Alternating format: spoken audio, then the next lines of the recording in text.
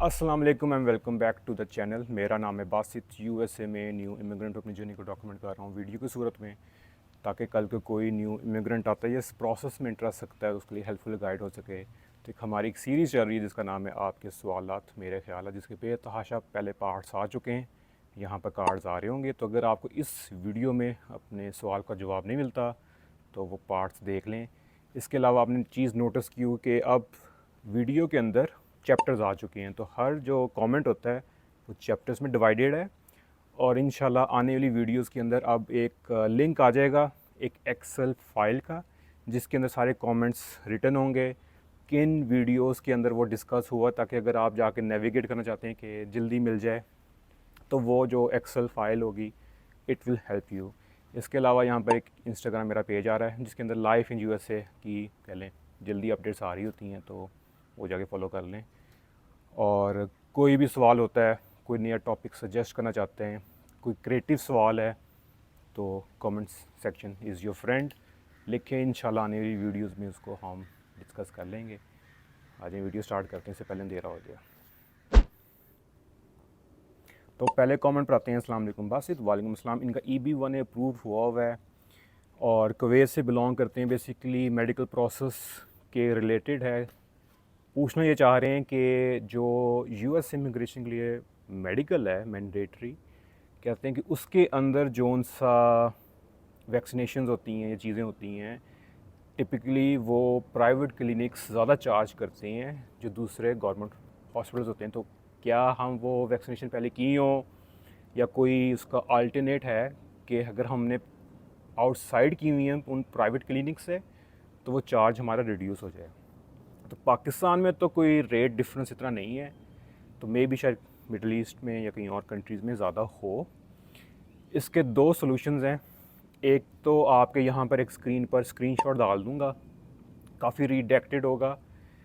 अब वैक्सीनेशन जो होती हैं ये एज अप्रोप्रिएट होती हैं, तो और जेंडर भी। अब इनमें से ये मेरे हैं जो मुझे लगी हैं, और मेरे हुए थे 3 मेडिकल्स। पहला मेडिकल हुआ तो उसमें AP लग गई अल्हम्दुलिल्लाह, उसमें DNA टेस्ट मांगे गया प्रैक्टिशनर से। तो अगर आपका कोई जानने वाला DNA टेस्ट प्रोसेस से गुजरा है तो यहाँ पर कार्ड्स आ रहे होंगे, बड़ी अच्छी वीडियोस बनी हुई हैं। तो पहले मेडिकल हुआ, AP लग गई, फिर दूसरा जो हुआ वो बैन चलता रहा, फिर दूसरा हुआ, फिर तीसरा हुआ। जहाँ तक मुझे याद है कुछ स्किप्स की जाती थी, क्योंकि डॉक्टर कहता है कि अब एक बार हमारी लग चुकी है तो आपको दूसरी बार हमने लगानी नहीं है। कई बार वो कहते थे कि हमारे पास वो मौजूद ही नहीं है। ये बात है। तो अब मुझे नहीं पता कि आपका जो जो भी एप्लीकेंट होगा उस पर लगनी है नहीं लगनी। तो वो यहाँ पर स्क्रीनशॉट आ रही होगी जो मुझे लग रही थी। इसके अलावा आप देख सकते हैं कि द फॉर्म इज़ I-693 एक है, तो उसमें सारा लिखा होता है क्या चीज़ें वो टेस्ट कर रहे होती हैं। तो नॉर्मली जो है पाकिस्तान में तो है ना, कोविड भी चाहिए आपको, आपको पोलियो भी चाहिए, आपको फ्लू शॉट भी चाहिए। लेकिन अगर तो वो प्राइवेट हॉस्पिटल कह रहा है कि हमने ही लगाना है, फिर तो कोई भी नहीं, अभी आपको फिर पैसे देने पड़ेंगे। लेकिन आपको ये दो मैंने आपको चीज़ दिखा दी हैं कि ये एक लिस्ट यहाँ पर आ रही होगी। जो चीज़ें मुझे लगाई थी वो नॉर्मली वही होती हैं जो टिपिकल चीज़ें हैं, but it's very age appropriate और हेल्थ अप्रोप्रिएट भी होती हैं और जेंडर भी। And the third is search for I-693। और एक और भी कर सकते हैं, आप अपने प्राइवेट क्लिनिक से पूछें कि आप आउटसाइड जो वैक्सीनेशन होंगी वो एक्सेप्ट करते हैं या नहीं करते। जैसे फॉर एग्जांपल वो कहते हैं कि हाँ बाहर का फ्लू शॉट जो आपको लगा होगा हम एक्सेप्ट कर लेते हैं। मेडिकल क्लिनिक फ्लू शॉट आपको लगा के दे रहा है फॉर एग्जांपल $100 का, बाहर से $50 का है। You can do the math. लेकिन अगेन ये आपने अपना कॉन्टेक्स्ट देखना है। This is not a medical advice या कोई लीगल एडवाइस, क्योंकि मैंने प्रोसेस को सिंपल रखने के लिए मैं तो क्लिनिक गया, उन्होंने जो कहा जो लगना है जो नहीं लगना, मैंने कहा ठीक है भाई आप अपना प्रोसेस कंप्लीट करें, क्योंकि at the end of the day there is a price for the green card. अब आपने वो प्राइस पे करनी है या नहीं करनी, ये आपने फ़ैसला करना है। तो मैं तो कोई भी डिमांड होती मैं ये पूछता था, इज़ इट वर्थ इट। जिस तरह जब मैंने फ़्लाई किया यूएसए, तो उस वक्त एक एयरलाइन फ़्लाई करी थी पाकिस्तान से, कतर एयरलाइंस। तो 3x प्राइस थी उस टिकट की। तो मैंने अपने से पूछा, इधर I can wait few months, शायद नई एयरलाइंस की फ़्लाइट्स आ जाएं, टर्किश एयरलाइन आ जाए, इतिहाद आ जाए, एमिरेट्स आ जाए, या ये भी हो सकता है अब कतर एयरलाइंस भी फ़्लाई ना करें। तो ये डिसीजंस आपके होते हैं कि इज़ इट वर्थ इट, जो भी प्राइस मांग रहा है आपका प्राइवेट क्लिनिक। तो मैं उम्मीद करता हूँ जो आपका सवाल है वो एड्रेस हो रहा है। अपना ख्याल रखिएगा। अगले कमेंट पर आते हैं, कहते हैं सर F4 केस है, डेट 2012, करंटली केस NVC में है, बेटे की एज 20 हो गई है, तो नहीं होगा। तो बेसिकली पूछ रहे हैं 2012 हैं आजकल, लेकिन 2008-7 चल रही प्रायोरिटी डेट। प्रिज्यूम मैं कर रहा हूँ कि पाकिस्तानी होगा, इंडियन भी नेशनल हो सकता है। तो अगर पाकिस्तानी है तो 5 साल वैसे ही है, लेकिन बेस्ट यही है। There is a thing called CSPA, यहाँ पर वीडियो आ रही होगी, उसको जाकर देख लें। ये भी हो सकता है जब तक आपकी प्रायोरिटी डेट करंट हो तो आपका बच्चा फिर भी CSPA के अंडर एलिजिबल हो। तो वेरी हार्ड टू टेल। तो वो CSPA को अपने माइंड में रखें, और जब तक प्रोसेस कंक्लूड नहीं हो जाता तब तक कोशिश करते रहें। तो जब इंटरव्यू लेटर भी आ जाए, उस दिन तक आपने कोशिश करते रहना कि आपके बेटे का हो जाए। तो मैं उम्मीद करता हूँ आपका जो कमेंट है वो एड्रेस और अपना ख्याल रखिएगा। अगले कमेंट पर आते हैं। अस्सलाम वालेकुम। वालेकुम अस्सलाम। कह रहे हैं कि सर ट्रैवल डॉक्स पर हमने इंटरव्यू से पहले रजिस्टर करना होता है या बाद में? आइडियली पहले, क्योंकि 2019 में जब हम गए एम्बेसी, तो वो एम्बेसी ना रेनोवेट हो रही थी। अब तो उनका जो बड़ा वाला जो पोर्शन है वो ओपन हो चुका है, क्योंकि जब हमारा I would say DNA test के लिए जब मैं अपने वालिद साहब के साथ गया, तब तक वो ब्लॉक ओपन हो चुका था।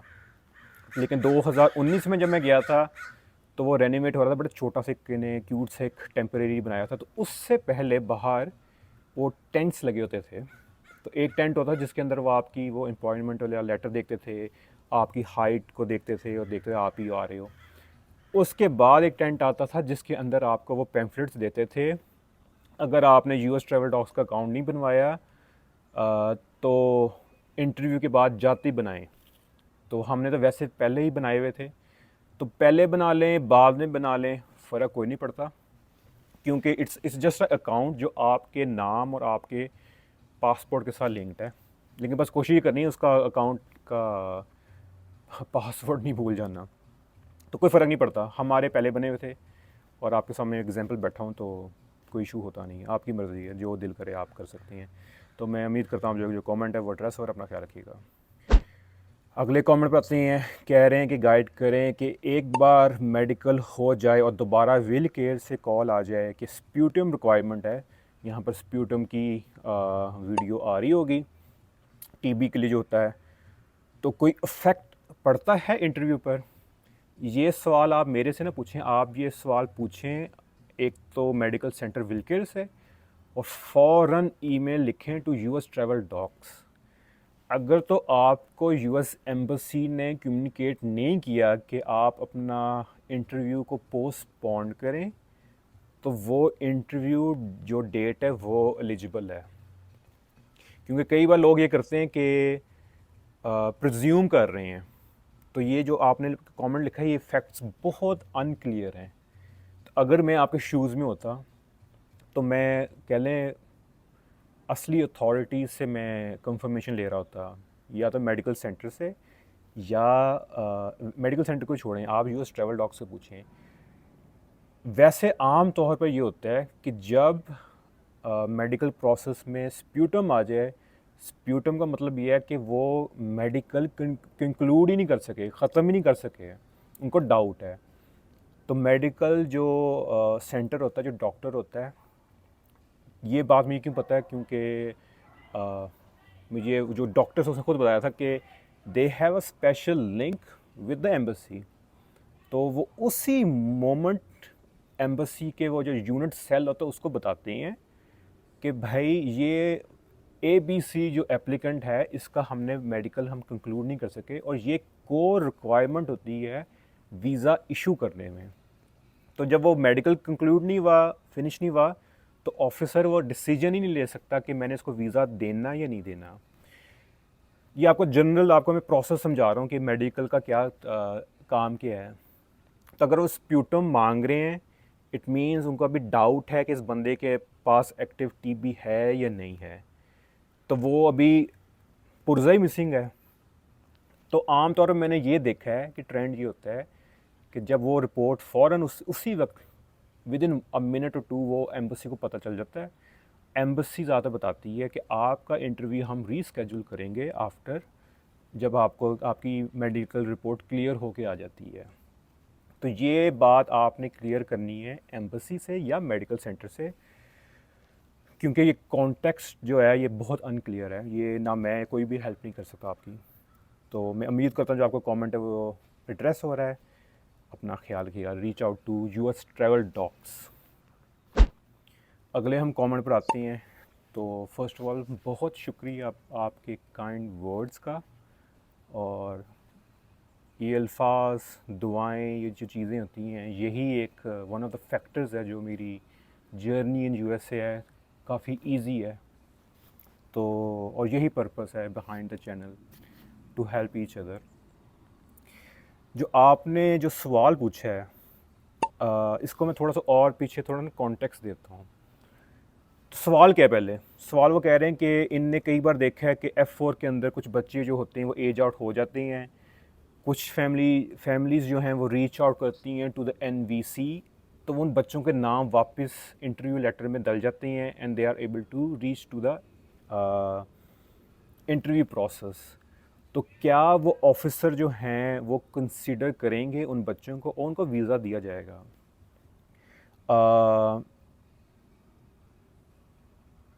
और वही कह रहे हैं कि even though they are like gonna be the edge out. दो चीज़ें हैं। NVC जो है ना उनका सिर्फ काम है, कह लें वो एडमिन डिपार्टमेंट है ऑफ द प्रोसेस, जो डॉक्यूमेंट्स इकट्ठे कर रहे हैं, और एम्बेसी के अंदर जो ऑफिसर जो एम्बेसी हैं उनके लिए एक हेल्पिंग हैंड है। अगर आप NVC को कह रहे हैं कि यार ये नाम में करेक्शन करनी है, ये बंदा आपने निकाला हुआ इसको डाल दें, या F4 फॉर एग्ज़ाम्पल, इतना टाइम लगता है।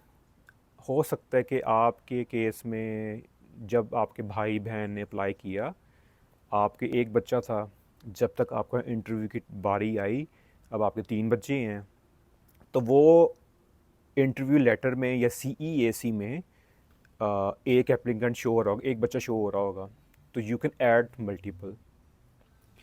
अगर कोई एज आउट हुआ है आप उनको भी ऐड कर सकते हैं।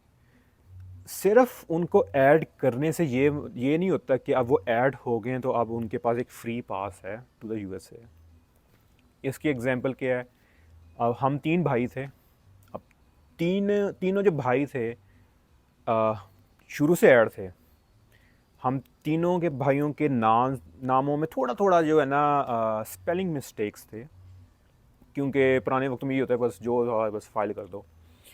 तो वो हम स्पेलिंग मिस्टेक्स हमने करेक्शन करवाई NVC में। अब तीनों हम NVC CEAC में भी हैं, इंटरव्यू लेटर में भी हैं। हमें पता है रूल क्या कहता है F4 के लिए कि एक सर्टन एज है, CSPA किन के ऊपर लगता है। अब हमने मैथ्स कर ली, हमें पता है कि 2 जो मेरे सिबलिंग्स हैं they don't qualify general rule में भी और CSPA के अंडर भी। फिर भी हमें एम्बेसी ने रीच आउट किया। पुराने वक्तों में रीच आउट कर लेते थे, अब करते ही नहीं करते, आई हैव नो आइडिया। उन्होंने भी कंफर्म कर दिया। अब NVC ने आपका जो भी एग्जांपल दे रहा हूँ उन बच्चों का ऐड कर दिया जो फुल क्लियर पता है कि भाई ये क्वालिफाई नहीं करते CSPA के लिए, ऐड कर दिया है, आपकी होप आ गई है। अब इसमें दो चीज़ें हो सकती हैं, आपने वो 525 भी पे कर दी हैं DS 260 के, आपने वो मेडिकल भी कर दी है, आप वो चेक भी किसी तरह स्किप कर गए, क्योंकि कई बार होता है कि मेडिकल सेंटर वाले भी कहते हैं कि भाई ये क्वालिफाई नहीं करते हैं। लेट्स अज्यूम वो भी आपने बाईपास कर लिया, स्किप कर लिया। अब आप पहुंच गए हैं US एम्बेसी इस्लामाबाद में। अब ये ऑफिसर जो है ये उसकी नहीं है कि आज मेरा मूड है इस बंदे को ना CSPA देने का तो मैं दे दूं, क्योंकि उसके जो डिसीजंस हैं those can be challenged in the federal immigration courts in USA, क्योंकि वो फेडरल एम्प्लॉई है US सिस्टम के अंदर। अब वो डिसीजंस कहाँ से ले रहा है? जो USCIS के रेगुलेशंस हैं या रूल्स हैं, तो उसने देखना है कि एट द टाइम जब वो क्वालिफाई करता था, जो रूल्स हैं, क्या वो बच्चा या बच्ची एप्लीकेबल था या एलिजिबल था फॉर द CSPA। एक दिन का भी कट ऑफ है। लेट्स अज्यूम कि आज CSPA लॉ लग रहा था, कल मैंने होना था 21 का, आज आज कट ऑफ था, तो ऑफिसर में ये वीज़ा दे देगा, एक दिन ऊपर ख़त्म, खलास। तो ये ऑफिसर की वो नहीं है कि उसकी मर्ज़ी है। जब भी मैंने कई बार मेंशन किया कि the officer will decide. NVC भी कई बार मैं देखा ईमेल्स में लिखता है, लोगों ने मेंशन किया कि NVC ने कहा कि ऑफिसर विल डिसाइड। वो डिसाइड ऑफिसर नहीं करना, क्योंकि वो ही ऑफिसर है टू कंक्लूड द डिसीजन, लेकिन वो लॉ को अप्लाई कर रहा है।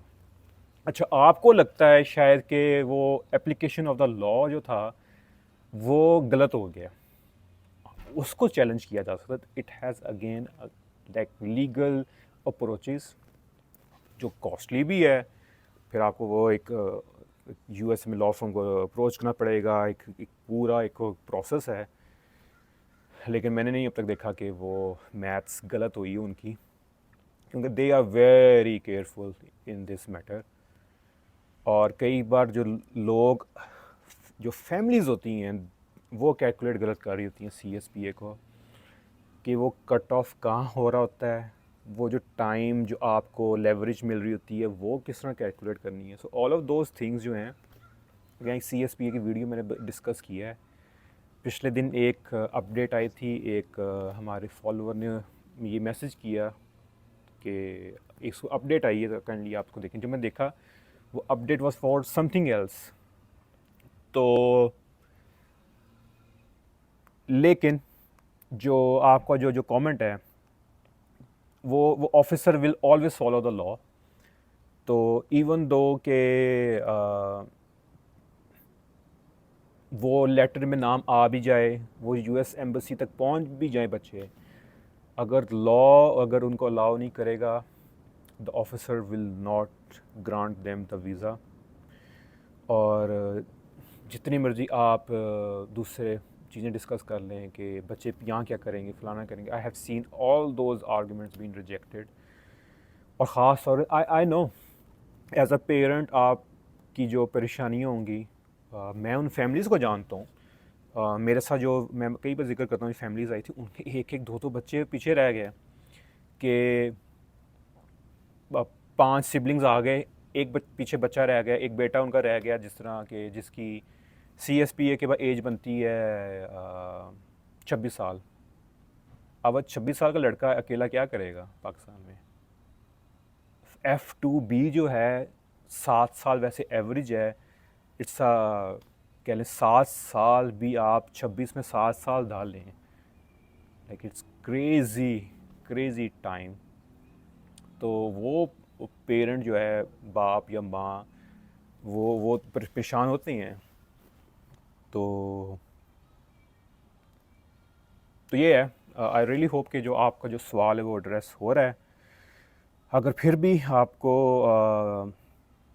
कोई फॉलो अप अलग से कमेंट कीजिएगा, क्योंकि जब आप उसको कमेंट के नीचे कमेंट करेंगे तो मुझे नज़र नहीं आता। क्योंकि एक बार जो मैं कमेंट के ऊपर लाइक कर दूं या मैं कोई रिप्लाई कर दूं, तो वो एड्रेस वाली इस लिस्ट में चल जाता है, तो फिर बहुत मुश्किल होता है ढूंढना। और नीचे में आई रिमेंबर के नीचे लोगों ने कमेंट किया था like people are very curious कि इसका क्या मैं एड्रेस करूँगा। तो मैं उम्मीद करता हूँ आपका कमेंट एड्रेस हो रहा है। अपना ख्याल रखिएगा। अगले कमेंट पर आते हैं, कह रहे हैं कि पे rolled stamp on US passport. मेरा ख्याल है ये आपने किसी चीज़ के साथ कंफ्यूज किया है। वो एक स्टैंपिंग होती है जो वर्क वीज़ास के लिए होती है। आई थिंक वो प्रॉक्टर रहती है, प्रोटेक्शन स्टैंप होती है, समथिंग लाइक दैट कोई होती है। तो अगर उससे आप कंफ्यूज कर रहे हैं तो आई हैव नो आइडिया, क्योंकि ये this channel is for the US family immigration. तो आई हैव नो आइडिया कि चाहिए नहीं चाहिए। हमें तो नहीं चाहिए थी फॉर द फैमिली इमिग्रेशन। तो मैं उम्मीद करता हूँ जो आपका कमेंट और एड्रेस हो रहा है, अपना ख्याल रखिएगा।